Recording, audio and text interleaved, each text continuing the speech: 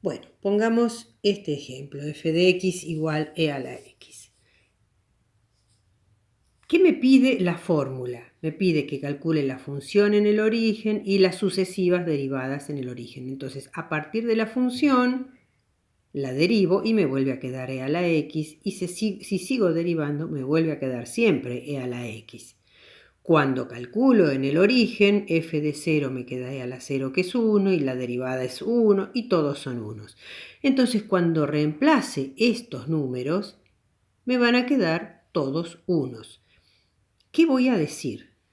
Que mi función, que es e a la x, es aproximadamente igual a 1 más, vayan siguiendo la fórmula, 1 por x más 1 sobre el factorial de 2 por x cuadrado más, y digamos que hago una expresión hasta el grado 3, 1 sobre 3 factorial por x cubo. O sea, esto es un polinomio de grado 3 de x, polinomio de grado 3 que aproxima a la función. Si yo quisiera hacer un polinomio de grado 4, me bastaría con agregar un término más. El tema es que si uno va haciendo gráficos de estos polinomios, va a ver que cada vez que le agrega más términos, la gráfica del polinomio se parece mejor a la gráfica de la función. Por un lado, si yo quiero escribir esto de una forma abreviada, voy a decir que este polinomio se puede escribir como una sumatoria de términos que tienen x elevado a un exponente y ese mismo número en el denominador en un factorial. O sea, todo esto se puede escribir como términos de la forma x a la n sobre n factorial, donde n empieza ¿dónde? El primer término tiene un 1, o sea, es x a la 0. Se ve que esto empieza en 0 y se va hasta 3. La sumatoria empieza desde 0 hasta 3. Es esta misma cuenta que tengo acá. Me traicioné, puse el infinito, porque en realidad lo que estoy preparándome es para decir qué pasa si yo sigo agregando y agregando términos. O sea, e a la x se aproxima mediante este polinomio de tercer grado, que es lo mismo que decir esto.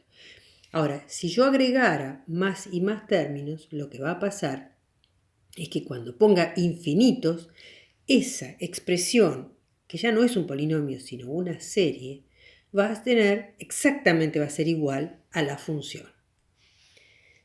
O sea, la igualdad se cumple cuando en la suma pongo infinitos términos, pero de esta forma. ¿Cómo saco esta expresión? Simplemente haciendo varios términos, viendo la ley de recurrencia y sacando una conclusión general sobre cómo van a ser todos los términos y escribir entonces lo que llamamos el término general de la serie. Hay algo que no podemos identificar con este procedimiento, que es el de la serie de Maclaurin, que es en qué intervalo de convergencia. Eso hay que sacarlo de otra manera y la verdad es que yo solo quiero asomarme un poquito al tema de las series de potencias. Es un tema sumamente vasto y no vamos a apuntar a esto en particular en este curso. Esta serie, les agrego yo como dato anexo, que esta serie converge a esta función para todos los x.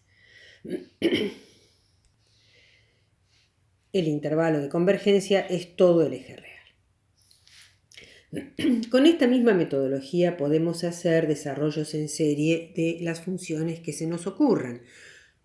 La condición que tiene que cumplir es que tiene que existir la función en cero y todas las derivadas de la función tienen que poder calcularse en el cero.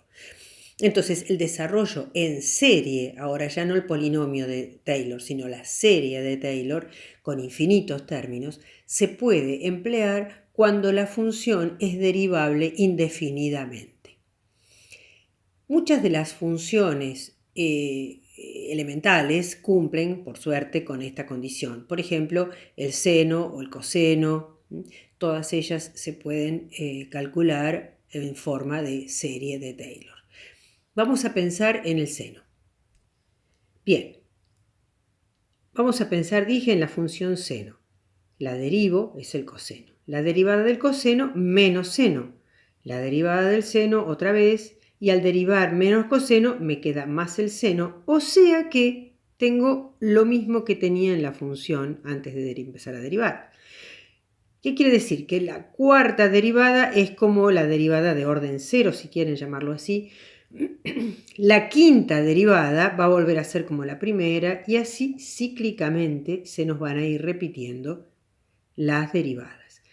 Como a todas estas las tenemos que averiguar en cero, entonces los valores de las derivadas también se van a repetir. Bien, dije la cuarta derivada coincide con la función y calculé cada una en el cero. La función es 0, la derivada es 1, la derivada segunda es 0, menos 1. La cuarta derivada va a volver a ser 0, la quinta va a ser nuevamente 1 y así tenemos 0, 1, 0, menos 1, 0, 1, 0, menos 1. Voy a reemplazar todo esto en la fórmula de Maclaurin. Entonces, escribí una aproximación de tercer orden. La función, la primera derivada, la segunda derivada, la tercera derivada. Claro, podríamos tratar de escribir esto de una manera un poquito más pulcra. Nos quedaría, después de sacar los ceros que no me interesan, esto es la aproximación de tercer orden de la función seno. ¿Qué tal si quiero escribir no una aproximación, sino la igualdad? ¿Cómo seguirían saliendo términos de acá? Tengo que tratar de inferir cómo van a seguir generándose los sucesivos términos. Está claro que los términos de orden par se van a anular todo por esto que vemos acá. Y los términos de orden impar, las derivadas dan 1, menos 1, 1, menos 1. Vamos a escribir muchos términos, así vamos pescándole la rutina de esto. Entiendo que a esta altura ya nos hemos dado cuenta de que los términos que van a salir son solo de grados impares con los signos alternados. La potencia de x es lo mismo que el factorial que tenemos en el denominador. Observen la diferencia. Aquí puse aproximado porque había cortado esta cuenta en el término de orden 3. Acá puse un igual porque estoy indicando una serie. Estoy indicando que esto no termina nunca. ¿Somos capaces de construir la fórmula del término general para todo esto? La sumatoria. La sumatoria va a tener la siguiente forma. Los términos tienen signos que alternan, y eso yo sé que es un menos 1 elevado a algo que ya voy a descubrir qué es. Tengo x elevado a un exponente y un número acá abajo adentro de un factorial. Ese número que va en el exponente es lo mismo que va en el denominador en el factorial, y es un número impar. Ya vimos la vez pasada cómo hacíamos para escribir números impares. Escribo, por ejemplo, 2 por n menos 1. 2n es par, menos 1 es impar. O 2n más 1 y también es un número impar. 2n menos 1 o 2n más 1. Y lo que voy a poner acá es el mismo número que puse allí. Si yo aquí pongo más 1, ¿qué valor le tengo que poner a n para que esto genere el primer término? Se ve que cuando n vale 0, el primer exponente es un 1. Y me iré hasta infinito. 2n más 1 es el exponente y 2n más 1 es el número que va en el factorial porque tiene que ser el mismo. Ahora veamos qué le pongo como exponente al menos 1. ¿Cuánto vale n aquí? Dijimos que aquí n vale 0, porque 2 por 0 más 1. ¿Cuánto vale n aquí? Se ve que vale 1. 2 por 1, 2 más 1, 3. Y con n igual a 1 me quedó un signo menos. ¿Cuánto vale n acá? Se ve que es 2. 2 por 2, 4 más 1, 5. Con n igual a 2 salió este. Y con n igual a 3 sale este. Se ve que con los n pares sale más y con los n impares sale menos. O sea que el exponente es esto. Y esta es la serie del seno. Con la misma técnica podemos construir la serie del coseno. En realidad no tengo mucho más que hacer porque ya lo hice. Porque si en lugar de pensar que empiezo acá, borro esta línea y considero que mi función es esta y la primera derivada es esta, la segunda, etc., también me van a quedar unos y ceros corridos un lugar. Si hacen eso, van a encontrar la serie del coseno. Prueben ustedes a hacerlo y van a ver que van a empezar desde el coseno de 0, que vale 1, la primera derivada es 0, la segunda derivada es menos 1 y así siguiendo. Corregí porque me había equivocado en algún numerito. Esta es la expresión entonces. Los términos que no estaban acá, ahora están acá, los de orden par, con la misma regla de formación, los signos también alternan, y cuando escribo esto en forma de sumatoria, ¿qué me queda?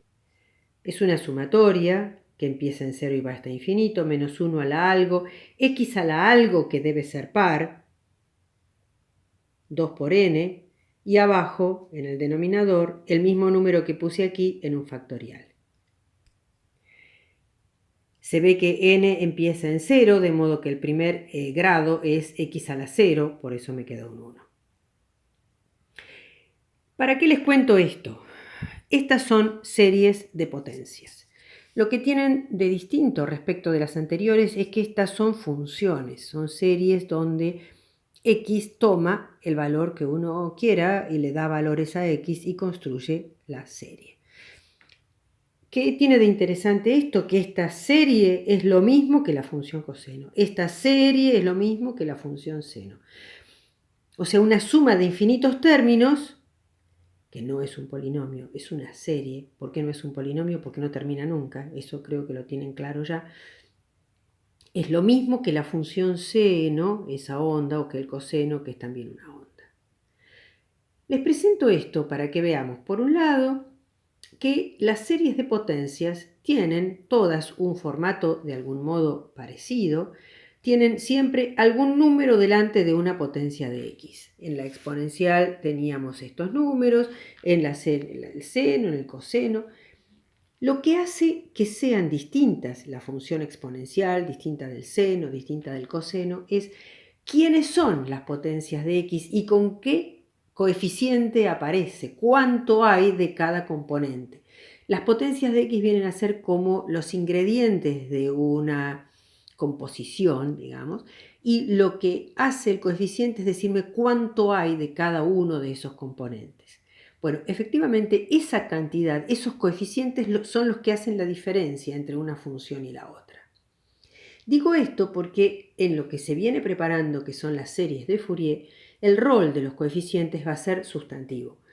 Y quería mostrarles esto para que vayan entendiendo esta idea.